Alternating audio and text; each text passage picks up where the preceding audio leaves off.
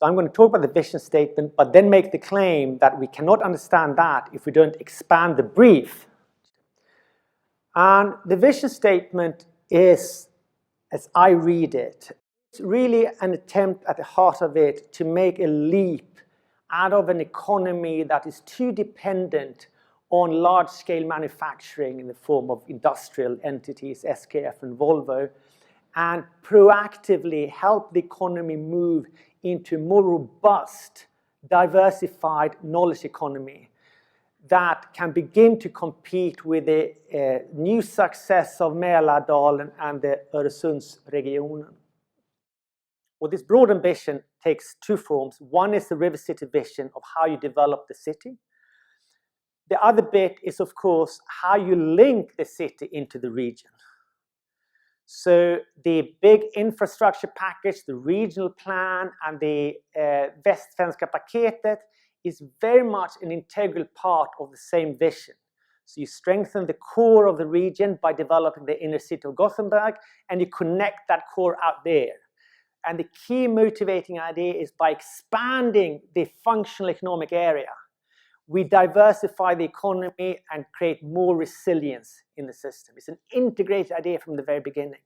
And a key thought here we need to ask ourselves is, has that integrated idea stayed intact, or has that idea begun to fragment?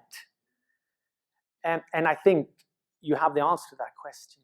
So this is a broad background to the vision statement, which I think is very important to keep in mind as a sort of reminder of what the sort of value base.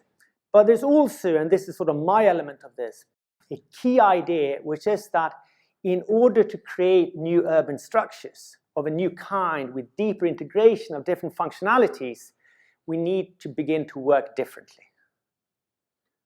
So that's the vision. So what I'm now going to do is to take one step back and do the broad layer. And then, of course, you can have a very simple timeline, which goes back at least back to Svenska Varv takes over the shipyards in Gothenburg. Eriksberg Förvaltning takes over land from Svenska Varv. In 1996, Eriksberg Förvaltnings AB is bought by the municipal of Gothenburg. You begin developments here. You try to get going already here. Somewhere here you begin at Sandegården and Eriksberg. 2004, Älvstrand Utveckling is created with expanded mandate, including the southern side of the river.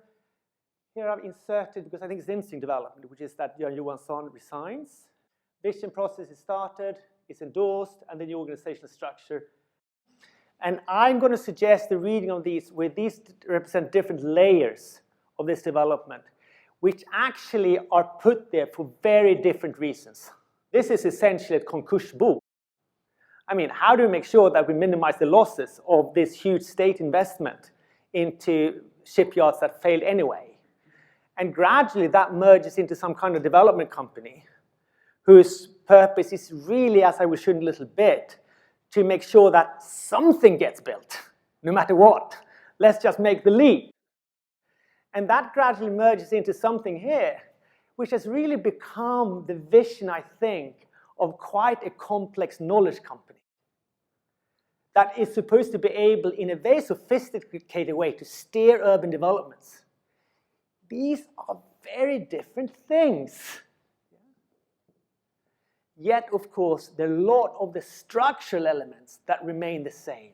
Just like Lindholmen contains man-made land from 1910, magazines from 1930, etc., etc., etc. So the source of ambiguity is the same. So just like then, when you walk around Lindholmen, you see a house and you ask, what is this house doing? I at least sometimes move around in Gothenburg and ask myself, what is this company actually doing?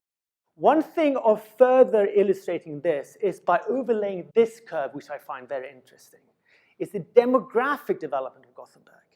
And it's kind of also a proxy of the economic development of Gothenburg. And it tells a story that reinforces my previous story. It shows the crash after the shipyards and really the oil crisis that triggers the shipyards. And how that population boom, we're not back again till like 94.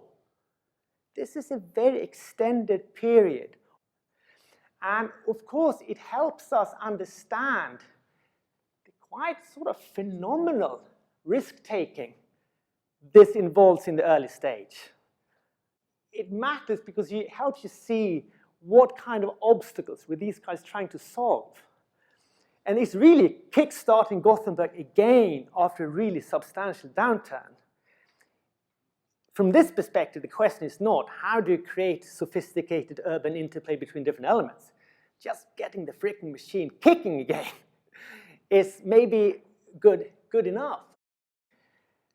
And then you start, of course, trying in 1990 to kickstart the developments in Sandgården and Eriksberg, but you have to abort it because of the financial crisis. So just as you think you're above the water, you get kicked in the face again by the financial markets, and you're down again.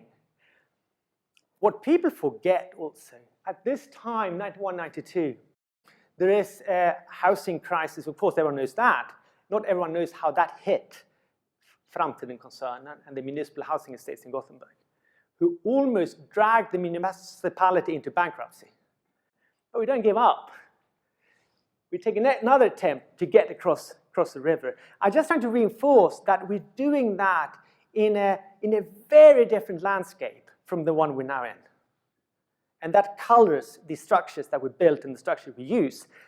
And it colors, I think, also the attitude to risk very much.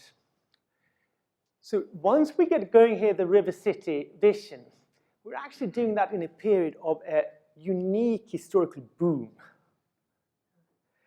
And not only are we doing that in a unique historical boom, we're doing it in a time of enormous optimism. 2008, Obama, yes, we can. Around this time is when the European enlargement begins. We can extend the European Union to new states, and we'll somehow integrate, and we're going to solve it. There's enormous optimism, and I would suggest there's a period in history there when there is a very significant underestimation of the role played by power. It's the post-power period when we believe that we don't need power anymore. Co-creation is going to solve everything. And that, of course, then is why we are so struck by Brexit and Trump.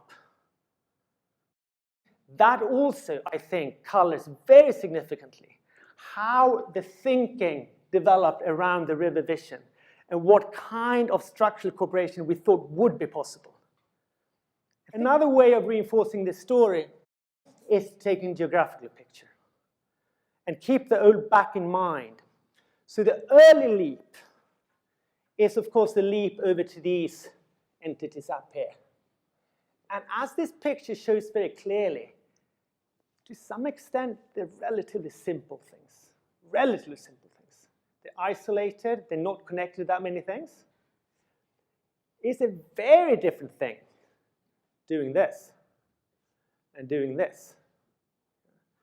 So the point I'm making is that not only is the broad landscape changing, the task at hand is a completely different one. Not completely different, but different. Here is ensuring that something gets built, which is fairly contained. Here it is using design to integrate all kinds of complex processes. Furthermore, if you combine this with a picture of economic development, this is a landscape when maybe just getting it done is good enough. Now you have a situation when the task is actually, during a historic boom, when everyone wants to build, to somehow use your institutional capacity to make sure that it's built this way rather than that way. This is a very sophisticated steering task in a way that this is not. So it gets much more complex. The political environment changes and maybe underestimates the new complexity.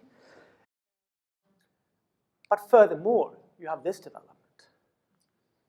So you're walking from a situation since the 1970s of a very solid domination of the Social Democrats in Gothenburg. And actually, exactly the same time as we begin to introduce the RiverCity vision is the time when this is completely reversed. That's the first election when you can see that the old order is coming tumbling down. And of course, it's completely reversed.